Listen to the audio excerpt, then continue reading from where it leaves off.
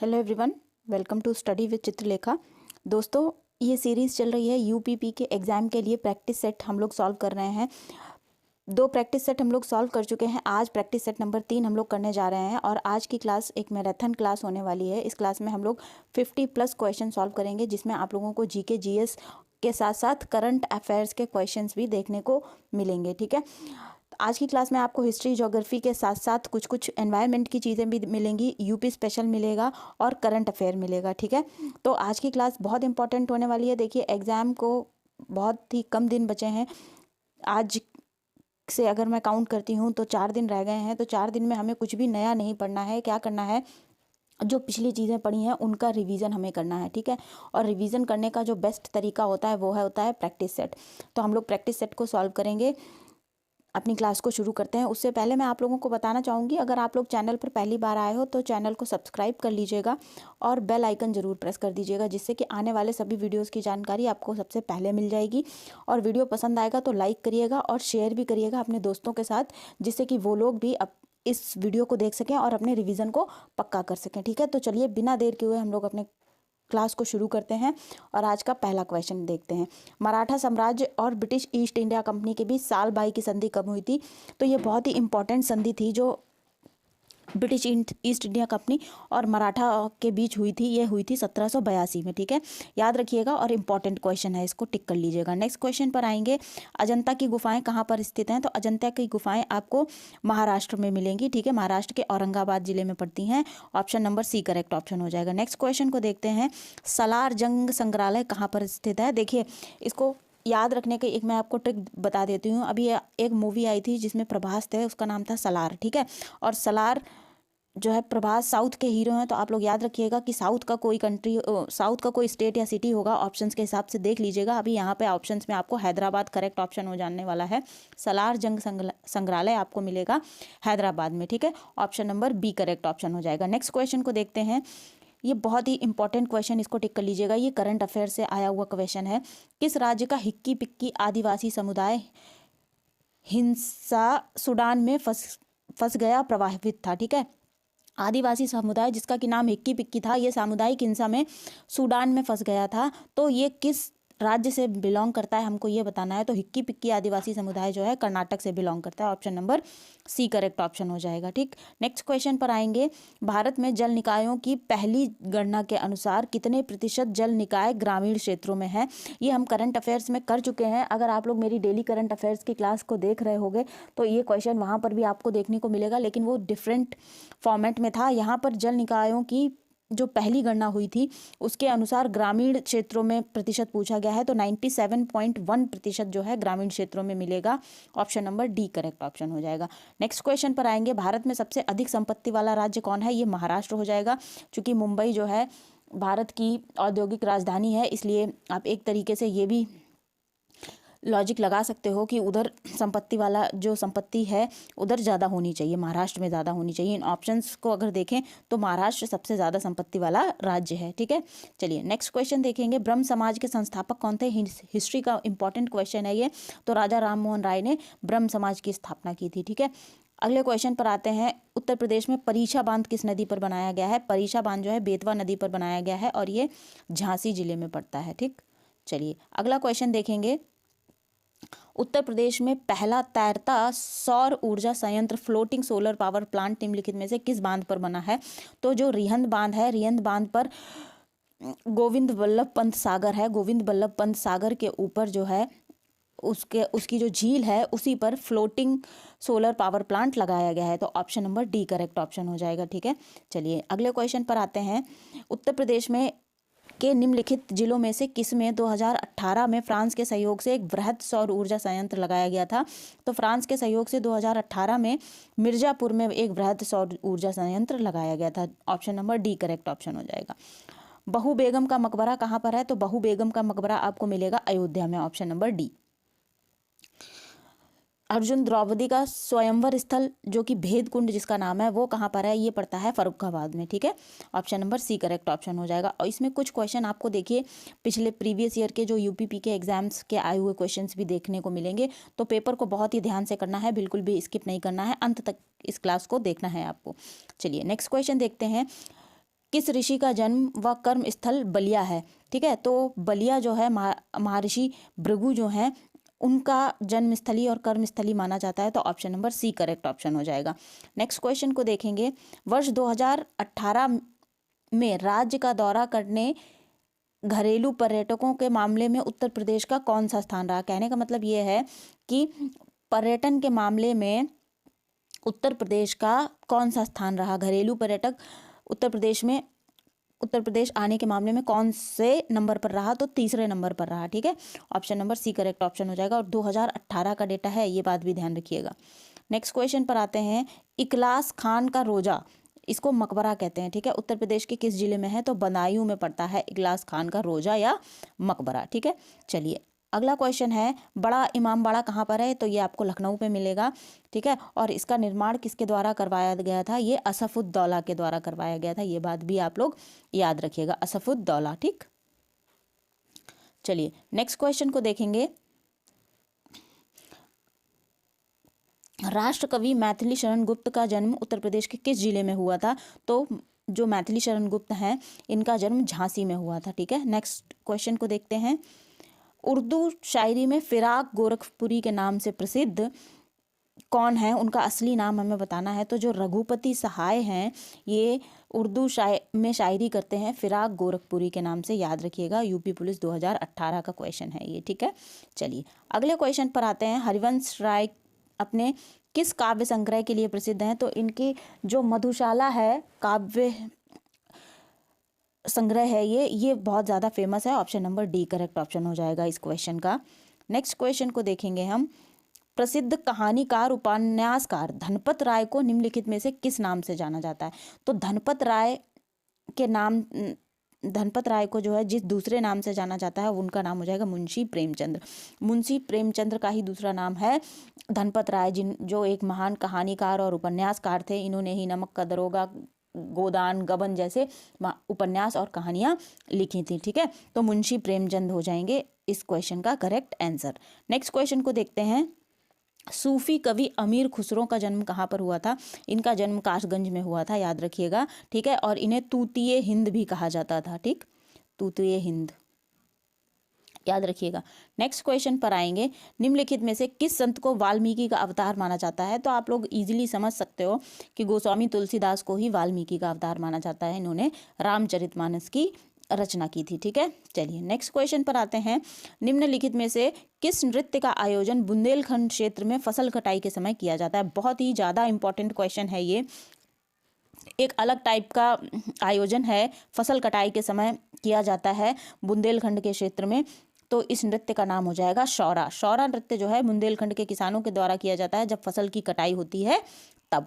अगले क्वेश्चन को देखेंगे। निम्नलिखित में से कौन सा नृत्य बुंदेलखंड का नहीं है? तो ख्याल, पाई डंडा और राई, ये तीनों नृत्य बुंदेलखंड के हैं। जो नहीं है वो है बढ़ैया नृत्य। बढ़ैया नृत्य बुंदेलखंड का नहीं है, तो option number C correct option हो जाएगा। ठीक है, नेक्स्ट क्वेश्चन को देखते हैं। अयोध्या में किस संगीतकार ने शास्त्रीय संगीत में टप्पा शैली का विकास किया? तो टप्पा शैली का विकास किया था खुशी महाराज ने। ठीक है, कहाँ पर? अयोध्या में। Option number B correct option होगा, खुशी महाराज। ठीक है, चलिए अगले क्वेश्चन पर आते हैं हम लोग। प्रसिद्ध सितार वादक इनायत खान किस घराने से संबंधित थे? तो इनायत खान जो कि प्रसिद्ध सितार वादक थे ये इटावा घराने से संबंधित थे। Option number B correct option हो जाएगा। ठीक है, नेक्स्ट क्वेश्चन पर आते हैं। निम्नलिखित में से कौन सा लोकगीत बरसात के महीनों में गाया जाता है? तो आप लोगों ने सुना होगा कि जो कजरी के गीत होते हैं, कजरी जब सावन होता है, सावन में महिलाएं झूला डालती हैं और झूला झूलती हैं जब महिलाएं, ठीक है, तो वो कजरी गाती हैं। ठीक, तो option number C correct option हो जाएगा, कजरी। चलिए नेक्स्ट क्वेश्चन को देखते हैं। जौनपुर के सुल्तान हुसैन शर्की ने निम्न में से किस धुन पर बड़ा ख्याल का विकास किया था? तो हुसैनपुर शर्की जो थे इन्होंने कव्वाली की धुन पर बड़े ख्याल का विकास किया था। Option number C correct option होगा। ठीक है, इसमें आर्ट और कल्चर भी मैंने डाला है क्योंकि आर्ट और कल्चर से अक्सर क्वेश्चन पूछ दिए जाते हैं और इजी क्वेश्चन होते हैं। अगर आप इनको 2-3 बार कर लोगे तो क्वेश्चन आपको आसानी से याद हो जाएंगे। ठीक है, चलो नेक्स्ट क्वेश्चन देखते हैं। नृत्य और संगीत की एक शैली से संबंधित लखनऊ घराने का दूसरा नाम क्या है? तो देखो, लखनऊ घराना का दूसरा नाम आपको हो जाएगा पूरब घराना, लखनऊ घराने को पूरब घराने के नाम से भी जाना जाता है। Option number D correct option हो जाएगा। अगले क्वेश्चन पर आएंगे, उत्तर प्रदेश का मुख्य लोकगीत कौन से हैं? ये जो आपको 3-3 का ग्रुप दे रखा है, इसमें से हमको बताना है उत्तर प्रदेश के मुख्य लोकगीत कौन से हैं। देखिए, इस तरीके के क्वेश्चन जो ग्रुप्स में आते हैं, वहाँ पे मान लीजिए हो सकता है हमें सारी चीज़ें ना पता हों, लेकिन कभी कभी क्वेश्चन में ऐसा होता है कि हमें कुछ एक चीज़ें पता होती हैं और कुछ एक नहीं पता होती हैं। तो इन क्वेश्चंस में हम क्या करते हैं, एलिमिनेशन लगाने का प्रयास करते हैं। ठीक है, देखो मुझे ये पता है कि अवधी और ब्रज, ठीक है, ये उत्तर प्रदेश की बोलियां हैं, तो इस टाइप के जो लोकगीत हैं ये उत्तर प्रदेश में गाए जाते होंगे, लेकिन मैंने दारुण नाम नहीं सुना है। ठीक है, दारुण नहीं सुना है, तो मैं क्या करूँगी, दारुण को अभी सर्कल कर दिया है। दारुण उत्तर प्रदेश का लोकगीत नहीं है, मुझे ये पता है। ठीक है, भक्ति सब जगह चलता है, करुणा भी हो सकता है, लेकिन सायरा उत्तर प्रदेश में मैंने नहीं सुना है। ठीक है, और अगले पे आते हैं ध्रुपद। ठीक है, ध्रुपद जो गायन है, ध्रुपद गायन लोकगीत नहीं है, ये शास्त्रीय संगीत में आता है। ठीक है, किस में आता है, शास्त्रीय संगीत में आता है, क्लासिकल म्यूजिक में आता है, तो इसलिए ये वाला भी ऑप्शन एलिमिनेट हो जाएगा। अब मेरे पास बचा बिरहा, चैती और ढोला। ठीक है, बिरहा, चैती और ढोला ये तीनों मुख्य लोकगीत हैं उत्तर प्रदेश के, तो आपका option number D correct option हो जाएगा। मैं आपको इस क्वेश्चन में सिर्फ ये समझाना चाहती हूँ कि मान लीजिए ये वाले तो यहाँ पे ऑप्शन इजी थे, आपको बिरहा, चैती, ढोला आप लोग पढ़ के जाओगे, कलेक्ट कर दोगे। अगर मान लीजिए याद नहीं रहता है आपको कि कौन कौन से लोकगीत हैं, लेकिन आपको ऑप्शंस में ये पता है कि ये 3 के जैसे ग्रुप दे रखे हैं। अब ध्रुपद में मुझे मालूम है ये ध्रुपद गायन जो है क्लासिकल म्यूजिक होता है। ठीक है, अब भक्ति जो है ये लोकगीत नहीं है। ठीक है, इसलिए मैं इसको भी एलिमिनेट कर दूंगी। दारुण का मैंने नाम नहीं सुना है, तो इसलिए तीनों ये एलिमिनेट हो जाएंगे, और जो ऑप्शन नंबर डी बचेगा वो मेरे क्वेश्चन का करेक्ट ऑप्शन हो जाएगा। ठीक है, तो कभी आपका क्वेश्चन अगर इस तरीके से फंसे तो आप एलिमिनेशन रूल लगाकर भी उसको सॉल्व करने का प्रयास कर सकते हैं। ठीक है, चलिए नेक्स्ट क्वेश्चन पर आएंगे, निम्नलिखित में से कौन सा विश्व का सबसे बड़ा मैंग्रोव वन है? तो सुंदरवन रिजर्व जो है, जो सुंदरवन बंगाल की खाड़ी में, बंगाल की खाड़ी के साथ साथ बनते हैं सुंदरवन। ठीक है, ये विश्व का सबसे बड़ा मैंग्रोव वन है। ठीक है, option number D correct option हो जाएगा। भारत के पहले गृह मंत्री कौन थे? सरदार वल्लभ भाई पटेल भारत के पहले गृह मंत्री थे। ठीक है, और इन्होंने ही पूरे भारत को एक संगठित रूप प्रदान किया था। हैदराबाद और जूनागढ़ और कश्मीर को भारत में विलय करने में इन्होंने मुख्य भूमिका निभाई थी। इन्हें ही लौह पुरुष के नाम से भी जाना जाता है। ठीक है, याद रखिएगा, भारत के पहले गृह मंत्री कौन थे? सरदार वल्लभ भाई पटेल थे। ठीक, चलिए नेक्स्ट क्वेश्चन पर आएंगे, अखिल भारतीय मुस्लिम लीग की स्थापना 1906 में हुई थी, लेकिन किस शहर में हुई थी, किस स्थान पे हुई थी? तो जो अभी बांग्लादेश है, जो पहले कहा जाता था पूर्वी पाकिस्तान, ठीक है, बांग्लादेश की राजधानी ढाका में मुस्लिम लीग की स्थापना हुई थी 1906 में। याद रखिएगा, 1906 में ढाका में। ठीक है, तो डी करेक्ट ऑप्शन हो जाएगा। नेक्स्ट क्वेश्चन को देखेंगे, अंतरिक्ष में जाने वाली सऊदी अरब की पहली महिला अंतरिक्ष यात्री कौन बनी है? इंपॉर्टेंट क्वेश्चन टिक कर लीजिएगा। तो अंतरिक्ष में जाने वाली सऊदी अरब की पहली महिला अंतरिक्ष यात्री जो बनी है उनका नाम है रयान वरनावी। ठीक है, रयान वरनावी, option number D correct option हो जाएगा।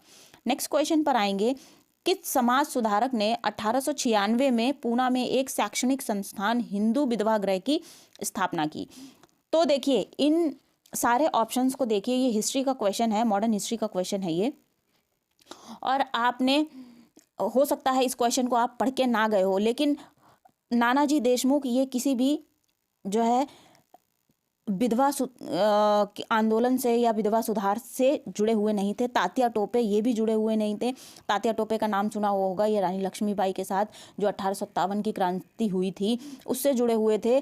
ठीक है, पुलिथेवर, इनका नाम अगर नहीं सुना है तो चलिए कोई बात नहीं, आपने डी.के. कर्वे तो सुना होगा, डी.के. कर्वे। ठीक है, डी.के. कर्वे का नाम आता है, ये बड़े समाज सुधारक थे और इन्होंने जो भारतीय समाज की विधवाएं थी उनके लिए काफ़ी सारा काम भी किया। ठीक है, तो डी.के. कर्वे को ही धोंधो केशव कर्वे, इनका पूरा नाम है धोंधो केशव कर्वे, इन्होंने ही पूना में 1896 में एक शैक्षणिक संस्थान और हिंदू विधवा गृह की स्थापना की थी। ठीक है, तो option number A correct option हो जाएगा। डी के कर्वे इनका पूरा नाम है, धोंदो केशव कर्वे, याद रखिएगा इसको। और मैंने आपको इन दोनों के नाम भी इसलिए बताए कि अगर आप एलिमिनेशन लगाना चाहो तो एलिमिनेशन लगाने का भी आपको तरीका पता होना चाहिए। ठीक है, चलिए नेक्स्ट क्वेश्चन को देखेंगे। उत्तर प्रदेश में काकोरी कांड कब हुआ? तो उत्तर प्रदेश में काकोरी कांड जब जो ट्रेन थी सहारनपुर की तरफ से जा रही थी, कहाँ पर, लखनऊ की तरफ, लखनऊ और मलिहाबाद के बीच में जो काकोरी जगह पड़ती है, वहाँ पर क्या किया था क्रांतिकारी जो थे हमारे भगत सिंह, चंद्रशेखर आज़ाद, ठीक है, और उनके साथियों ने, राजगुरु, इन्होंने क्या किया था, ट्रेन को रोका था और उससे जो भरा हुआ खजाना जा रहा था उसको लूटा था। तो इसे ही काकोरी कांड कहते हैं। और काकोरी कांड कब हुआ था? 9 अगस्त 1925 को हुआ था। Option number D correct option हो जाएगा। ठीक, नेक्स्ट क्वेश्चन पर आते हैं। भारत का राष्ट्रीय खेल, ये आप सभी लोग जानते हो, हॉकी है। अगले क्वेश्चन को देखेंगे हम। कर्नाटक और तमिलनाडु के बीच जल बंटवारे के पुराने मुद्दे को हल करने के उद्देश्य से 1990 के जल विवाद न्यायाधिकरण से जुड़ी हुई नदी कौन सी है? कुल मिलाकर क्वेश्चन ये कहना चाह रहा है कि कर्नाटक और तमिलनाडु के बीच जल बंटवारे को लेकर कौन सी नदी के जल बंटवारे को लेकर के मुद्दा बना हुआ था, झगड़ा मचा था? तो कावेरी जल विवाद आप लोगों ने सुना होगा। कावेरी जल विवाद को लेकर के इस कर्नाटक और तमिलनाडु के बीच जल विवाद था। ठीक है, कावेरी नदी के जल को लेकर के इसी मुद्दे को हल करने के लिए 1990 में जल विवाद न्यायाधिकरण बनाया गया था। ठीक है, चलिए, तो इस क्वेश्चन का जो करेक्ट आंसर है ये ऑप्शन नंबर डी हो जाएगा। नेक्स्ट क्वेश्चन पर आएंगे हम। जैन धर्म की पहली संगीति कहाँ हुई थी? बहुत इंपॉर्टेंट क्वेश्चन है। जैन धर्म की पहली संगीति पाटलिपुत्र में हुई थी। ठीक है, और इसके जो आयोजन करता थे, या ये यूँ कहें किसके संरक्षण में हुई थी, तो चंद्रगुप्त मौर्य के संरक्षण में हुई थी। याद रखिएगा, चंद्रगुप्त मौर्य के संरक्षण में हुई थी, जो कि जैन मतावलंबी थे। और दूसरी संगीति कहाँ पर हुई थी? ये बल्लवी में हुई थी। ठीक है, ये भी याद रखिएगा, अगर कभी दूसरी संगीति आपसे एग्जाम में पूछती जाए तो वल्लभी में हुई थी। अगर आप लोगों ने जैन धर्म की अभी तक क्लास नहीं देखी है तो जैन धर्म की डिस्क्रिप्टिव क्लास आप लोगों को मिल जाएगी प्लेलिस्ट में।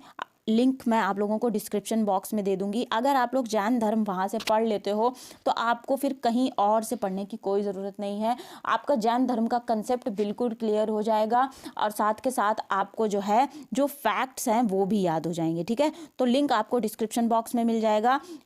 अगर आपके पास टाइम है तो उसको देख लीजिएगा और वीडियो पसंद आएगा तो उसको लाइक और शेयर भी कर दीजिएगा। ठीक है, चलिए नेक्स्ट क्वेश्चन पर आते हैं।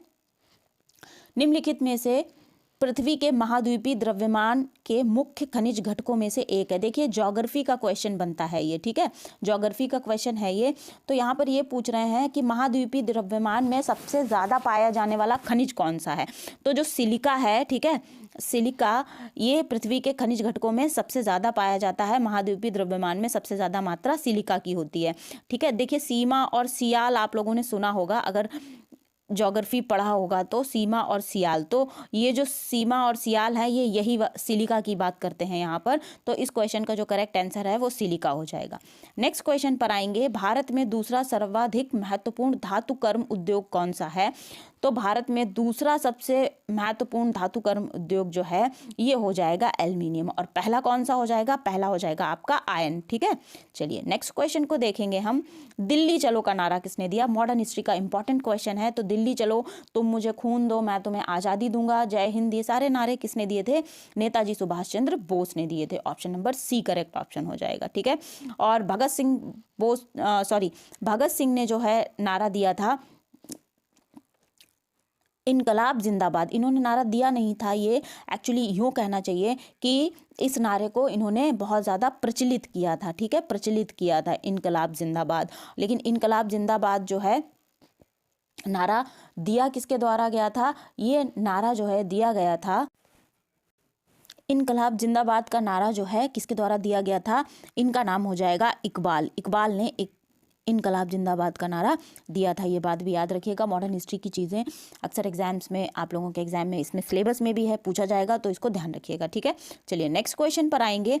गौतम बुद्ध का जन्म कहाँ पर हुआ था? तो गौतम बुद्ध का जन्म जो है लुम्बिनी में हुआ था। अगर आपसे पूछा जाए कि महापरिनिर्वाण कहाँ पर हुआ था तो कुशीनगर में हुआ था महापरिनिर्वाण। अगर आपसे क्वेश्चन पूछा जाए कि महात्मा बुद्ध ने ज्ञान प्राप्त करने के पश्चात सबसे पहला उपदेश कहाँ पर दिया था? तो सबसे पहला उपदेश सारनाथ में दिया था, जिसे कि धर्मचक्र परिवर्तन का नाम दिया गया था। श्रावस्ती में क्या है? श्रावस्ती में जो है सबसे ज़्यादा उपदेश महात्मा बुद्ध ने दिए गए थे अपने, ये बात भी आप लोग ध्यान रखिएगा। अगर आप लोगों को जो है बौद्ध धर्म की क्लास आप लोगों ने अभी तक नहीं देखी है तो उसका लिंक भी मैं डिस्क्रिप्शन बॉक्स में दे दूंगी। बौद्ध धर्म से संबंधित कोई भी क्वेश्चन अगर आप वो क्लास कर लेते हो तो आप लोगों का छूटेगा नहीं। पहले आप लोग थ्योरी कंप्लीट करोगे, उसके बाद फिर आप लोगों को प्रैक्टिस सेट भी सॉल्व करवाया जाएगा। तो अगर आप लोगों के पास टाइम हो तो बौद्ध धर्म की क्लास को भी जा कर के वहाँ से एक बार देख लीजिएगा। अगर एग्ज़ाम से पहले टाइम नहीं है तो एग्ज़ाम के बाद देख लीजिएगा। बौद्ध धर्म के और जैन धर्म के सारे कंसेप्ट आप लोगों के बहुत ही अच्छे तरीके से क्लियर हो जाएंगे, इस बात की गारंटी देती हूँ मैं। तो आप लोग इसको देख सकते हो, ठीक है। चलो नेक्स्ट क्वेश्चन को देखेंगे अब हम। निम्नलिखित में से कौन सी नदी बंगाल की खाड़ी में गिरती है? ठीक है, तो देखो नर्मदा नदी, ताप्ती नदी और सिंधु नदी, ये सारी जो है पश्चिमवर्ती नदियां हैं, ठीक है, पश्चिम की ओर बहने वाली नदियां हैं। तो ये गिरेंगी सारी कहाँ पर? अरब सागर में। अब जो महानदी है ये पूर्ववर्ती नदी है, ठीक है, बंगाल की खाड़ी की ओर जाकर के बहती है। तो महानदी बंगाल की खाड़ी में अपना जल विसर्जित करेगी। Option number B correct option हो जाएगा, ठीक है। चलिए नेक्स्ट क्वेश्चन को देखेंगे। तेलंगाना की राजधानी हमें बतानी है। तो जब आंध्र प्रदेश से अलग करके तेलंगाना राज्य का गठन किया गया तो तेलंगाना की जो राजधानी है ये हैदराबाद है। और आंध्र प्रदेश की राजधानी भी आप लोग याद रखिएगा, क्या है? आंध्र प्रदेश की राजधानी अमरावती, ठीक है। आंध्र प्रदेश की राजधानी क्या हो जाएगी? अमरावती हो जाएगी। पंजिम जो है या पणजी जो है ये गोवा की राजधानी होती है। और लखनऊ तो हम सभी जानते हैं ये उत्तर प्रदेश की राजधानी है, ठीक है। चलिए नेक्स्ट क्वेश्चन को देखेंगे। भारतीय सेना ने गोवा को पुर्तगालियों से कब आज़ाद कराया था? देखिए पुर्तगाली सबसे पहले भारत आए थे। अगर आप लोगों ने मॉडर्न हिस्ट्री की क्लास करी होगी तो आप लोगों को याद होगा, मैंने एक क्रम बताया था। उपनिवेशक जो थे वो भारत किस क्रम में आए थे, मतलब जो विदेशी लोग थे वो किस क्रम में आए थे? PDEF, ठीक है। P फॉर पुर्तगीज, ठीक है, D for Dutch, E for English मतलब अंग्रेज और F फॉर फ्रेंच, ठीक है। तो पुर्तगाली सबसे पहले आए थे और पुर्तगाली सबसे बाद में गए थे। पुर्तगालियों ने अपना जो अड्डा था वो बना लिया था गोवा को। गोवा को भारतीय सेना ने आज़ाद कराया था पुर्तगालियों से 1961 में, ठीक है। तो याद रखिएगा 1961 में भारतीय सेना ने पुर्तगालियों से गोवा को आज़ाद कराया था, ठीक है, एक मिशन के जरिए। तो इसका जो ऑप्शन है करेक्ट वो हो जाएगा option number B. Next question पर आएंगे अब हम। निम्नलिखित में से कौन सा ग्रंथ कश्मीर के इतिहास का सबसे विस्तृत वर्णन देता है? बहुत ही अच्छा क्वेश्चन है। इस क्वेश्चन में आपको मैं एक क्वेश्चन में 3 क्वेश्चन कराने वाली हूँ। देखिए कश्मीर के इतिहास का सबसे विस्तृत वर्णन जो ग्रंथ देता है उसका नाम है राजतरंगिणी। अब राजतरंगिणी के जो है लेखक कौन है? तो ये लिखी गई है कल्हड़ के द्वारा, ठीक है। कौन सी शैली में लिखी गई है? ये लिखी गई है चंपू शैली में, ठीक है, चंपू शैली में। और चंपू शैली क्या होती है? काव्य और गद्य का जो दोनों का मिला जुला रूप होता है उसको चंपू शैली कहते हैं, ठीक। तो याद रखिएगा कश्मीर का जो इतिहास है वो राजतरंगिणी से मिलता है।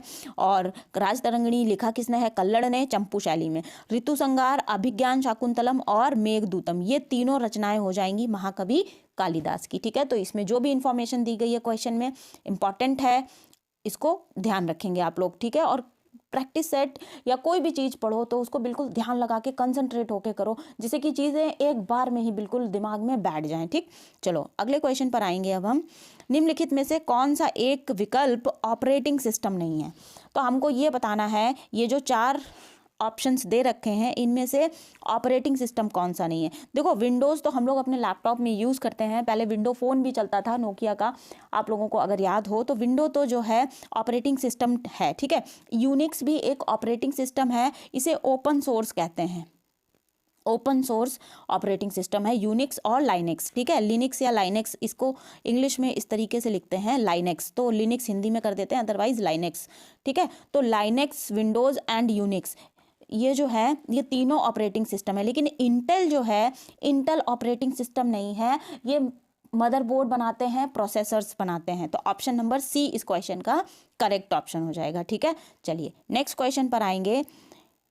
दोहरा शतक बनाने वाली पहली भारतीय महिला क्रिकेटर कौन बनी है? तो देखिए, डबल सेंचुरी बनाने वाली पहली महिला भारतीय क्रिकेटर जो बनी है उनका नाम है मिताली राज। मिताली राज ऐसी पहली महिला भारतीय क्रिकेटर हैं जिन्होंने डबल सेंचुरी मारी है। ठीक है, याद रखिएगा नाम मिताली राज का।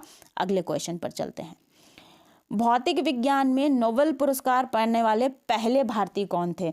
तो देखिए, भौतिक विज्ञान में नोबेल पुरस्कार पाने वाले पहले भारतीय कौन थे? सीवी रमन थे। और रमन इफेक्ट के लिए इनको जो है नोबेल पुरस्कार मिला था। ठीक है, ये बात भी आप लोग याद रखिएगा। चलिए नेक्स्ट क्वेश्चन पर आते हैं। अंतर्राष्ट्रीय अक्षय ऊर्जा एजेंसी का मुख्यालय कहाँ पर है? तो अंतर्राष्ट्रीय अक्षय ऊर्जा एजेंसी का मुख्यालय जो मिलेगा आपको अबू धाबी में मिलेगा। Option number D correct. Abu Dhabi में प्रधानमंत्री नरेंद्र मोदी एक हिंदू मंदिर का जो है इनॉग्रेशन करने वाले हैं। ये बात भी आप लोग याद रखिएगा। ये हिंदुओं का जो गल्फ कंट्रीज़ हैं वहाँ पे सबसे बड़ा मंदिर होने वाला है। ठीक है, ये बात भी आप लोग याद रखिएगा। ये करंट अफेयर में मैंने पढ़ाया है। कब करेंगे? 14 फरवरी को करेंगे। ठीक है, 14 फरवरी 2024 को। चलिए अगले क्वेश्चन पर आते हैं। सुभाष चंद्र बोस ने अंग्रेजों के विरुद्ध अपना आंदोलन कहाँ से प्रारंभ किया था? तो जब सुभाष चंद्र बोस जी जो है भारत छोड़कर गए थे और इन्होंने अंग्रेजों के विरुद्ध अपना आंदोलन सिंगापुर से शुरू किया था। ठीक है, फॉरवर्ड ब्लॉक का गठन किसने किया था? फॉरवर्ड ब्लॉक का गठन भी किसने किया था?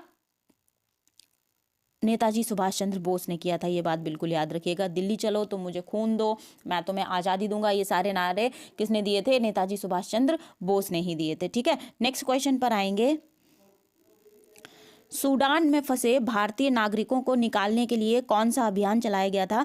तो सूडान में फंसे भारतीय नागरिकों को वापस लाने के लिए ऑपरेशन कावेरी चलाया गया था। Option number C correct option हो जाएगा। ये सारे करंट अफेयर के क्वेश्चन अभी आ रहे हैं आपको। ठीक है, पोवाड़ा नृत्य किस राज्य की प्रदर्शन कला है? एक तरीके से लोक कला कह सकते हैं आप इसको, या लोक नृत्य कह सकते हैं। तो जो पोवाड़ा नृत्य है ये किया जाता है महाराष्ट्र में। ठीक है, option number B correct option हो जाएगा। पोवाड़ा नृत्य महाराष्ट्र का एक नृत्य प्रदर्शन कला है। ठीक है, तो इन सारी चीज़ों को आप लोग याद रखिएगा। और इस तरीके से आज का ये प्रैक्टिस सेट कंप्लीट होता है। आज की क्लास में देखिए 50+ क्वेश्चन मैंने कहे थे, तो हमने यहाँ पे कितने क्वेश्चन सॉल्व किए हैं? 54 क्वेश्चन सॉल्व किए हैं और बहुत ही अच्छे क्वेश्चन हैं ये। आई होप ये क्लास आप लोगों को पसंद आई होगी, और अगर पसंद आई है क्लास तो क्लास को लाइक कर दीजिएगा। ठीक है, लाइक कर दीजिए, अपने दोस्तों के साथ शेयर कर लीजिए जिससे कि वो भी रिवीजन कर सकें। और चैनल पर पहली बार आए हैं तो चैनल को सब्सक्राइब भी कर लीजिएगा और बेल आइकन प्रेस कर दीजिएगा। बेल आइकन प्रेस करेंगे आप तो आने वाले सभी वीडियोस की जानकारी आपको सबसे पहले मिल जाएगी। ठीक है, और मैं आप लोगों से यही कहूँगी कि टाइम बहुत कम रह गया है, कुछ भी नया मत पढ़िए, केवल रिवीजन करिए। ठीक है, रिवीजन जो है आप लोगों को करना है अधिक से अधिक। जो चीज़ें याद हैं वो आप भूलें नहीं, और एग्जाम का स्ट्रेस तो बिल्कुल भी नहीं लेना है। ठीक है, बिल्कुल मस्त रहिए, अपने गोल पे फोकस करिए, पढ़ते रहिए। आप लोगों को कामयाबी तो मिलकर ही रहेगी। ठीक है, चलिए मिलते हैं अगली वीडियो में। Thank you everyone.